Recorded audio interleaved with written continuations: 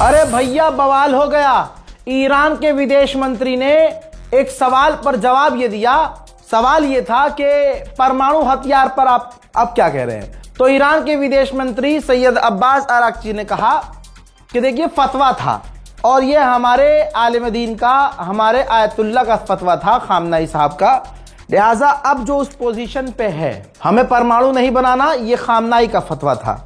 अब उनकी जो पोजीशन, उनकी कुर्सी पे जो बैठा है, जो अब सुप्रीम लीडर है, अब परमाणु हम बनाएंगे या नहीं बनाएंगे, परमाणु हथियार हम बनाएंगे या नहीं बनाएंगे, ये तो अब मुज्तबा खामनाई जो नए लीडर हैं वो इस पर हुक्म देंगे। तो दोस्तों, जहां तक कयास लगाए जा रहे हैं, जो मुज्तबा खामनाई हैं जिस तरह के, और क्योंकि वो फौज से हैं, डायरेक्ट वो फौज में उन्होंने काम किया है, तो जाहिर सी बात है।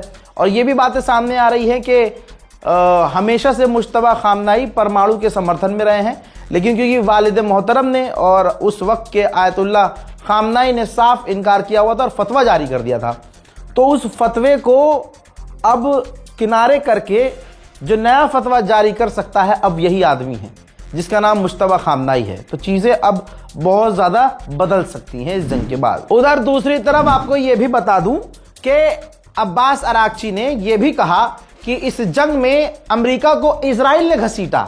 ये जंग थी ही नहीं अमेरिका से, इजराइल ने जबरदस्ती की और जबरदस्ती अमेरिका को जंग में घसीटा और अब भीख मांग रहे हैं स्ट्रेट ऑफ हॉर्मुज खुलवाने के लिए। स्वैग देख रहे हो आप दोस्तों। अब्बास अराक्ची ने यह भी कहा कि हम सीज फायर पर भरोसा नहीं करते। बिल्कुल अच्छी बात है, बिल्कुल सही बात है। उन्होंने कहा सीज फायर पर भरोसा नहीं करते, हम जंग खत्म करना चाहते हैं, हम खत्म ही करेंगे, लेकिन हम देखेंगे अपने इंटरेस्ट, हम देखेंगे, हमारे पास पर्शियन गल्फ है, उस पर हमारा पूरा कंट्रोल रहेगा। आगे भी हम देखेंगे कि हमारा फायदा जिस चीज में है और जो हमारा इंटरेस्ट है, हम उसी हिसाब से जंग खत्म करेंगे। जाहिर सी बात है, ईरान पहले भी कह चुका है हमें परमानेंट गारंटी चाहिए कि हमला दोबारा अमेरिका नहीं करेगा। हमें गारंटी चाहिए कि हमारे खिलाफ कोई शैतानी साजिश नहीं रची जाएगी, हम पर हमला नहीं किया जाएगा, तमाम इस तरह की बातें, और हम पर जो पाबंदियां लगाई गई हैं वो हटाई जाए। बल्कि कहना ये चाह रहा हूं मैं कि ईरान को तो सीज फायर करना ही नहीं चाहिए और साफ कहना चाहिए कि जंग जब रुकेगी जब आप हमारी सारी शर्तें मानोगे। जिस बात को लेकर मैं आपको शुरू से समझा रहा हूं, अल्हम्दुलिल्लाह वो बात अब्बास अराक्ची के मुंह पर आ गई है। एक और रजाग्राफी आपके इस भाई की बात सही साबित हुई है। उन्होंने कहा कि हमें जान देने से कोई गुरेज नहीं है। समझ रहे हो जो मैं कह रहा हूं शुरू से, कि ईरान का बच्चा बच्चा भी अपनी गर्दन पर तलवार खा लेगा, अपने सर पर मिसाइल आती हुई देखकर ना ऐसे हाथ फैला देगा, लेकिन अमेरिका और इजराइल के आगे नहीं झुकेगा। जिनके बाप दादा डोनाल्ड ट्रंप की एक कॉल पर पैखाना कर देते हैं पैंट में, उनकी नस्ल की बात तो यहां करिए ही मत। उनकी तो अब उनका जिक्र ही छोड़ दो भाई। जो गुखोर पैखाना खोर हैं और जिनका बाप ट्रंप की एक कॉल से डील कर लेता है, उस पर तो बात ही मत करो। कहां ईरान और कहां ये सुअर। दोस्तों, ईरान को एक बड़ी कामयाबी ये मिली है कि ईरान ने कई सारे लोगों को गिरफ्तार किया है। ईरान के अंदर ही हथियारों के साथ, विस्फोटक के साथ और एडवांस विदेशी हथियारों के साथ, जो मूसाद के लिए और विदेशी एजेंसियों के लिए काम कर रहे थे, ईरान में आतंक फैलाने के लिए। दोस्तों, इस जंग में इजराइल एआई का भरपूर इस्तेमाल कर रहा है। कभी वो नेतन्याहू का एआई वाला वीडियो शेयर करता है। जाहिर सी बात है, दुनिया की टॉप एडवांस हमारे पास जो एआई है, जो हिंदुस्तान में आया है, हिंदुस्तान में जो चीजें वैसे भी 10 साल बाद आती हैं, जो यहां एआई अब आया है, वहां दूसरे देशों में, बड़े देशों में, एडवांस देशों में 5 साल 6 साल पहले से एआई है। आप समझ रहे हो, भारत का इंसान अगर किसी चीज को समझ रहा हो तो सोचो ये आम हो चुका है, तभी भारत के मुसलमानों को समझ में आ रहा है। नई नई चीज तो वैसे हमारे सर के ऊपर से निकलती है भाई। जब एआई हमारे हाथ आया, भारतवासियों ने एआई का इस्तेमाल सबसे ज्यादा किस चीज में किया था? ग्रोक का इस्तेमाल किस चीज में किया था? भारत की हर औरत को नंगा करने में, बिकिनी पहनाने में। वो आपको पता है। तो ये हमारी मानसिकता है, ये हिंदुस्तान की जनरेशन की इतनी ही औकात है सोचने की। लेकिन जो दुनिया के टॉप, जिन्होंने एआई बनाया है, तो जाहिर सी बात है भाई, जिन्होंने एआई बनाया है, जो तो सबसे पहले से एआई इस्तेमाल कर रहे होंगे।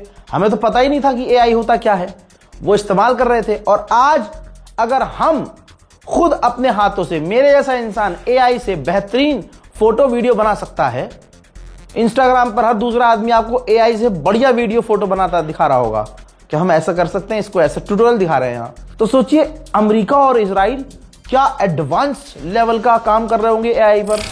तो भाई अब एआई का इस्तेमाल इजराइल कुछ यूं कर रहा है कि ईरान पर हमला कर रहा है और फर्जी एआई वीडियो शेयर कर रहा है, जिसमें ये दिखा रहा है कि हमने जैसे एक फेक वीडियो जारी की जिसमें एक कार के ऊपर अटैक हुआ है, धुआं निकल रहा है, या किसी घर पर मिसाइल गिरी हुई है और उसने ऐलान कर दिया कि हमने ईरान के टॉप लीडर को कत्ल किया है और ईरान के इंटेलिजेंस ऑफिसर को मारा है, वैज्ञानिक को मारा है। वो वीडियो खूब वायरल भी हुई, कई जगह हमारे पास भी वो वीडियो आई। अब वेरीफाई कौन करे? ईरानी तो करेगा। ईरान ने क्लेरिफाई किया है कि भाई इजराइल एआई का इस्तेमाल कर रहा है। ईरान कह रहा है कि हम पर इल्जाम लगाया डोनाल्ड ट्रंप ने कि हम एआई इस्तेमाल कर रहे हैं, हम नहीं कर रहे हैं, इजराइल कर रहा है, लोगों को डराने के लिए, हमारे लोगों के बीच भय पैदा करने के लिए। उधर इजराइल ने कहा है कि हमने ईरान के कमांड सेंटर और मिसाइल साइट्स को हिट किया है। वही खबर आ रही है नेटो से जुड़ी हुई, नेटो और भारी मात्रा में तुर्की के अंदर डिफेंस सिस्टम तैनात करने की तैयारी में है। ऑस्ट्रेलिया का भी मिलिट्री बेस है भाई साहब यूएई में। पूरी दुनिया का ऐसा लग रहा है इसने ही पाल रखा है, मतलब खुद की औकात नहीं है, यूएई की इतनी औकात नहीं है कि अपने दम पर अपने आप को बचा सके। ससुरे ने पूरी दुनिया की मिलिट्री बेस को जगह दी हुई है, फिर उस पर उछलता है कि हम सबसे सेफ हैं। ईरान ने वो सारा भरम तोड़ दिया। तो ऑस्ट्रेलिया के प्रधानमंत्री ने बताया कि हमारा जो यूएई में बेस है उस पर भी ड्रोन हिट हुआ था, लेकिन हमारे जितने भी ऑस्ट्रेलिया के फौजी हैं, क्रू हैं, वो सुरक्षित है। उधर जापान की प्रधानमंत्री ने मुंह पे ही मना कर दिया दोबारा और आके कह दिया दुनिया के सामने कि हमारा कोई इरादा नहीं है स्ट्रेट ऑफ हॉर्मूज में अपनी फौज, अपनी नेवी भेजने का। फिलहाल के इस अपडेट में इतना ही। इस रिपोर्ट को शेयर कीजिए। यहाँ पर कुछ खास वीडियोस हमारे देखने वालों के, और ऐसा तो नहीं है कि 10 वीडियो आया तो 10 वीडियो लगा देंगे हम, ठीक है। धीरे धीरे और जो अपडेट आएगा उसके अंदर जो लोग रिव्यू भेज रहे हैं उनके वीडियोस को हम दिखा देंगे। जय हिंद। अस्सलाम वालेकुम राजा भाई, मैं झारखंड गढ़वा जिला से। यार तुम पत्रकारिता मत छोड़ना यार, कौन हम लोग को सच्ची खबर देगा भाई। तुम एक बार बोले थे खबर छोड़ने को कि मैं खबर नहीं दूंगा, मत छोड़ना यार। ईरान जिंदाबाद, अरब मुर्दाबाद, अरब मुर्दाबाद। अस्सलाम वालेकुम रहमतुल्लाह। रज़ा भाई, मैं कृष्णा मैंगलोर से, कर्नाटक से, मैंगलोर डिस्ट्रिक्ट का है। मेरा नाम है मुजीबुर रहमान। माशाल्लाह कम से कम 3-4 साल से मैं वीडियो देख रहा हूँ तुम्हारा, बहुत बढ़िया सच्ची खबर मिलता है माशाल्लाह। कम से कम मैं कौन सा भी मैं वीडियो कम देखता है, अगर देखेगा तो तुम्हारा रज़ा क्राफी हर दिन देख रहा हूँ माशाल्लाह। बहुत बढ़िया, बहुत अच्छी खबर मिलती है और बहुत शुक्रिया तुम आपके लिए। बहुत मेहनत करते हैं माशाल्लाह कौम के लिए, तुम करते रहो इंशाअल्लाह खैर। अस्सलाम वालेकुम। हेलो राजा भाई, आपका वीडियो एक्चुअली बहुत अच्छा लगता है। आप दुनिया का सबसे पहले मतलब सही खबरें है दिखाता है और आपका वीडियो में हमेशा रियलिटी रहता है। आप किसी का समर्थन में भी वीडियो नहीं बनाता है, किसी का अगेंस्ट में भी नहीं, मतलब बिल्कुल सही वीडियो बनाता है। और सबसे पहले आपका वीडियो मैं इसीलिए देखता हूँ कि इंटरनेशनल जो खबर होता है सबसे पहले आपके पास आपका चैनल पे आता है, इसीलिए आपका चैनल देख के बहुत अच्छा लगता है। मैं हमेशा सुबह उठकर सबसे पहले आपका वीडियो देखता हूँ, आपका पेज का जो भी वीडियो ये सब देखता हूँ, बहुत अच्छा लगता है। अस्सलाम वालेकुम रज़ा भाई, मैं महाराष्ट्र बुल्ढाना से हूँ और मैं आपकी न्यूज़ बहुत टाइम से देखता हूँ। और आपकी न्यूज़ देखने के बाद कोई न्यूज़ चैनल देखने की ज़रूरत ही नहीं, क्योंकि आप सटीक खबरें देते हो और ऐसे ही वीडियो बनाते रहो और सच्ची खबरें बताते रहो। हमारा आपको फुल सपोर्ट है। अल्लाह आपको कामयाब करे।